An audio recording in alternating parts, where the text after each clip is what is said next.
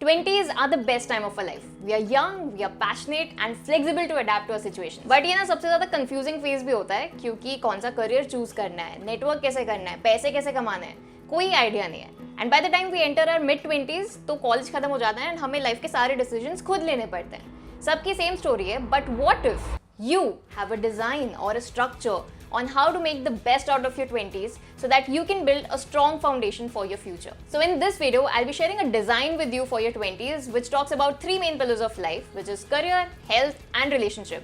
And अगर हम इन तीन को balance करना सीख गए ना, then we are pretty much sorted for our future. So pen और paper लेकर आ जाओ because this video is going to be very informative for you. Starting with the first pillar of life, which is career. कौन सा field मेरे लिए सही है या what am I good at या which career should I choose? ये सारे questions जो भी इंसान अपने 20s में उसे होते ही हैं. So to find an answer, I have further divided career into two categories, which is education and finances. अब education से मेरा मतलब है focusing on gaining knowledge or skills that excites you. Especially when you are in your school or college, think of education as first step towards building your dream career. I feel in today's world, especially for someone who is in their early 20s, एक right career तभी बन सकता है जब आपके पास right skills हो and right skills तभी आ सकती हैं जब आप अपने लिए एक राइट कॉलेज सेलेक्ट करो या एक राइट फील्ड सेलेक्ट करो जिसमें आपका इंटरेस्ट एक्चुअली अच्छे से फॉलो हो. मोस्ट ऑफ द टाइम्स हम सिर्फ अपने दोस्तों को देख के करियर चूज कर लेते हैं अपने लिए कि चल अगर तू ये कर रहा है तो मैं भी इंजीनियरिंग कर लेता हूँ या तू कॉमर्स करे तो मैं भी कॉमर्स कर लेता हूँ, या फिर हम टॉप कॉलेज के टैग के चक्कर में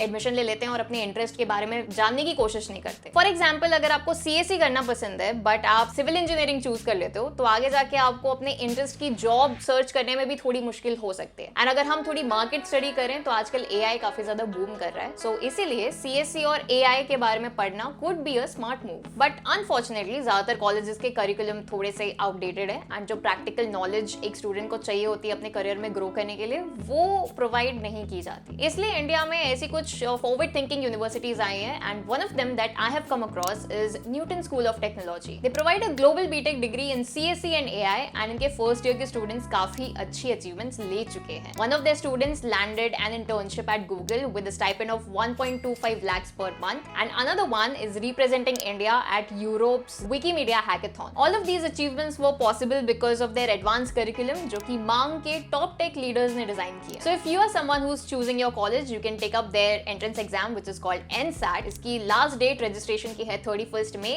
and the exam is happening on 1st June. You can check out the link in the description to know more about it and this could be your first step towards building a rewarding career for yourself. Now this was for someone who is in their early 20s, but अगर आप अपने mid 20s या late 20s में हो then I would suggest कि आप अपने दिन में से थोड़ा सा टाइम निकालो एंड ऐसी स्किल्स की एक लिस्ट बनाओ जो कि आपको पैसे भी बना के दे सकते हैं और आपको इंटरेस्टिंग भी लग सकती है. इंटरेस्टिंग की अगर मैं बात करूँ तो वो आपको तभी पता चलेगा जब आपने 10 अलग अलग चीजें ट्राई करोगे, उसके बाद उसमें फेल होगे तो जाके पता चलेगा कि अच्छा ये चीज मुझे पसंद है और ये चीज नहीं पसंद. And by the way, education मतलब सिर्फ अच्छे मार्क्स लाना नहीं होता. It is more about learning how to think critically and solve a specific problem. Always remember that it is more about continuous learning. So keep exploring new topics and skills even after your school, college or job. Next up is finances. I would suggest you to learn how to manage your money. भले ही वो आपकी like pocket money क्यों ना हो, भले ही आपकी वो salary या stipend क्यों ना हो जो आपको side hustle से या job से मिल रही है, कितना भी amount क्यों ना हो, make sure that you learn about how to manage your finances and also make your money work for you rather than you working for your money. Internet पे बहुत सारी videos available हैं already इस topic पे, but here are my 3 simple tips and tricks to manage my finances. First one is tracking your money. Of course, अगर आपको पता ही नहीं होगा कि आपके कितने इनकम्स हैं, कितनी एक्सपेंसेस है, कितने पैसे आ रहे हैं पॉकेट में, कितने पैसे जा रहे हैं पॉकेट से, तो आप मैनेज कैसे करोगे अपने पैसे को? तो सबसे पहले if you have like a bank statement, make sure that you check your bank statements monthly. अगर नहीं है then I am linking a few money tracking apps for android and iOS in the description. You can check them out. वो apps को download करो, उसमें अपने income और expenses maintain करना शुरू करो. Second is to divide your expenses into categories and have a budget for each category. जैसे 3 मेजर कैटेगरीज होती हैं, नेसेसिटीज, वांट्स एंड सेविंग्स. तो 50 30 एंड 20 रूल अप्लाई किया जा सकता है इस पे कि 50% for necessities, 30% for wants and 20% for savings. अगर आप कंप्लीट बिगनर हो तो आप ये रूल अप्लाई कर सकते हो. Once you start learning more about your finances, ये जो परसेंटेज है इसकी कैटेगरी को आप अलग अलग कर सकते हो for your necessity, wants and savings. Then third is saving और investing your money. I would request everyone to please start educating yourself about investing your money. I was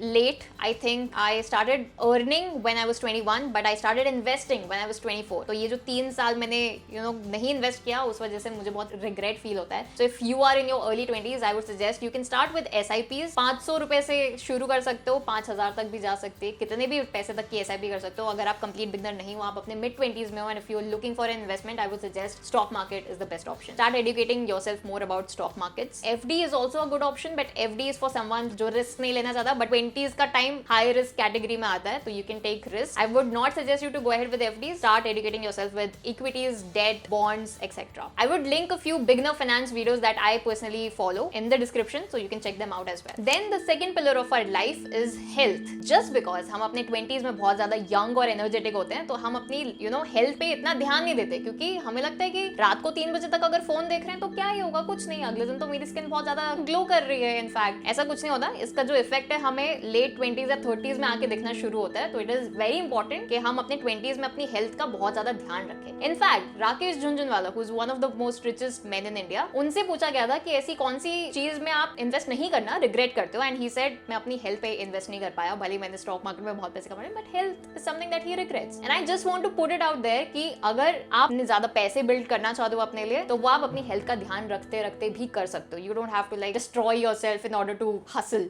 So to make things simple for you, I have further divided health into 2 categories, which is physical and mental health. Talking about physical health, हम सबको पता है कि ज्यादा पानी पीने से skin अच्छी होती है, या हेल्दी खाना चाहिए, एक्सरसाइज करनी चाहिए, मेडिटेशन करना चाहिए, बट हम ये सब चीजें अपने रूटीन में इनकॉर्पोरेट नहीं कर पाते because we have never prioritised our health. Firstly mindset shift करना पड़ेगा into thinking that health is important for our survival. Fitness should be a part of our lifestyle and not our routine. Lifestyle का मतलब होता है कि आप अपनी जिंदगी किस तरीके से जीना चाहते हो, एंड रूटीन का मतलब है कि आपके बस डेली स्केड्यूल का एक छोटा सा पार्ट. तो अगर if we like shift our mindset into thinking that we are a healthy person who prioritizes their health, तो उसे अपनी लाइफस्टाइल में इनकॉर्पोरेट करना बहुत ज्यादा इजी होगा. क्योंकि एक हेल्दी पर्सन कभी भी बिंज ईट नहीं कर रहा होता है, या टीवी शोज रात भर बिंज वॉच नहीं कर रहा होता, या अपने वर्कआउट्स को स्किप नहीं कर रहा होता. So if you make it a part of your lifestyle and if you start behaving like a person who prioritizes their health, it would be very easy for you to maintain your health. Second, choose your physical activity. कौन सी activity आपको सबसे ज्यादा interesting लगती है? It could be workout, it could be strength training, yoga,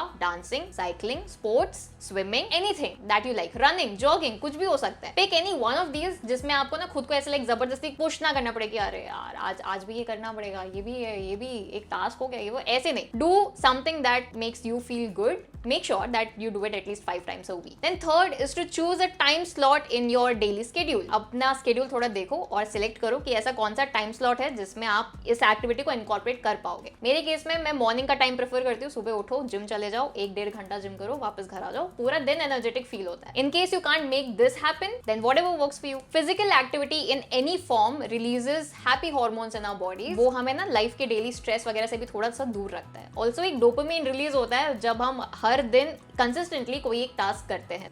And also one more important thing that you should be remembering that we are just trying to build a habit. हमें एक particular body shape या weight को attain करने की कोशिश नहीं करनी है. It is just about building a habit. Then the next category is mental health. जितना important physical health पे ध्यान देना है, उतना ही important mental health पे ध्यान देना भी है. Else we'll be easily caught up with stress, anxiety, tension, pressure and what not. I would suggest कुछ ऐसी एक्टिविटीज जो आपको मेंटली काम डाउन करने में थोड़ी सी हेल्प करें, उसे अपने रूटीन में इंक्लूड करना शुरू करो. It could be focusing on your breath for 5 minutes a day, और डूइंग मेडिटेशन, और journaling your thoughts in a notebook before going to bed, और writing a gratitude letter to God और universe. I feel कि spiritually खुद को थोड़ा connect कर देते हो ना अगर आप, तो वो आपको काम डाउन और इनर पीस दिलाने में काफी ज्यादा हेल्प करता है. इसके ऊपर मैंने थोड़े वीडियोस ऑलरेडी बनाए हैं, तो I link a few mental health related videos. And related to stress I have already spoken about it पहले वाले वीडियो में, जिसमें it is much better to have a motto or a vision in your life. My motto is to stress नको घेओ, which is to not take stress. तो कोई भी situation क्यों ना हो, stress नहीं लेना चाहिए, क्योंकि stress is not doing anything good to your body. It is only giving you dark circles and hair fall. Additionally, आप अपना mood भी track कर सकते हो कि आपको किस situation में रह के या किस इंसान से बात करके कैसी vibe आती है, कैसा आप feel करते हो, अच्छा feel करते हो, बुरा feel करते हो. Start questioning your emotions and start being aware of your emotions so that you can take care of your mental health. Then the third pillar of life is relationships. जब हम अपने 20s में होते हैं तो हम कई सारे नए लोगों से मिलते हैं and कुछ से vibe match होती है और कुछ से vibe match नहीं होती है. But the relationships that we build during this phase deepens our bond for lifetime. So I have divided relationship into two further categories, which is personal and professional. Talking about personal relationships, family and friends हमारे biggest support system होते हैं and these are the people who we are closest to. But हमारी busy life की वजह से कभी-कभी we are not able to give them the time that they require. कभी ऐसा हो जाता है कि uncontrolled circumstances होते हैं कुछ जिनमें हमें दूसरी country या दूसरी city में जाके settle होना पड़ता है just to make a better future for ourselves and इस वजह से हम महीनों तक अपने पुराने दोस्त या कभी-कभी family से भी इतना ज़्यादा touch में नहीं रह पाते. But थोड़ा time निकाल के maybe we can give our friends a surprise call and ask them कि भाई सब ठीक है ना, या उनके achievements पे हम उन्हें congratulate कर सकते हैं या फिर उनके birthdays पे wish कर सकते हैं. Basically we just need to make some time out for people who actually care for us, क्योंकि जब हमारा डाउनफॉल चलेगा ना तो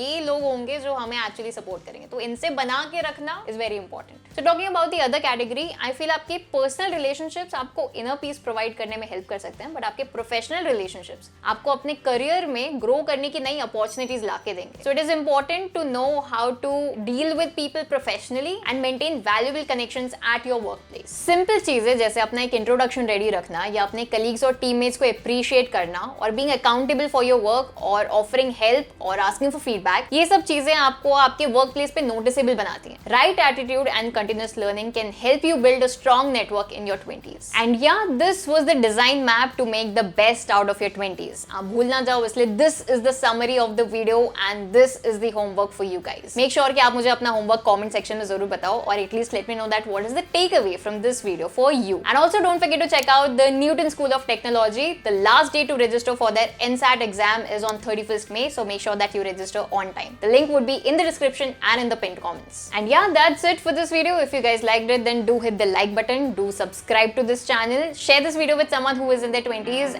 and that's it. I'll see you guys in the next one. Stay tuned. See you soon. Bye.